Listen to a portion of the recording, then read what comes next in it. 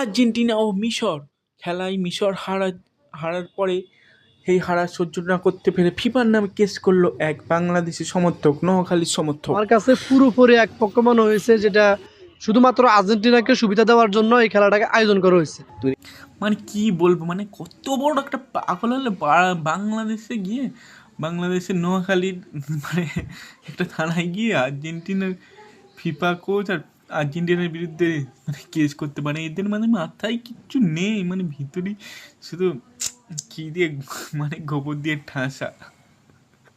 মানে কি বলবো বাংলাদেশের ফ্যানদের কথা ভাই, বাংলাদেশকে খারাপ বলছি না, বাট বাংলাদেশের এই মানে মানে খেলা নিয়ে এত পাগলামি ভাই, কোন ধরনের পাগল বাল্লাই পড়লাম ভাই। সো গাইস, তোমাদের কমেন্ট করো তোমাদের কোন ফ্রেন্ড এমন পাগল। So okay, like share comment, খুদা হাফিজ।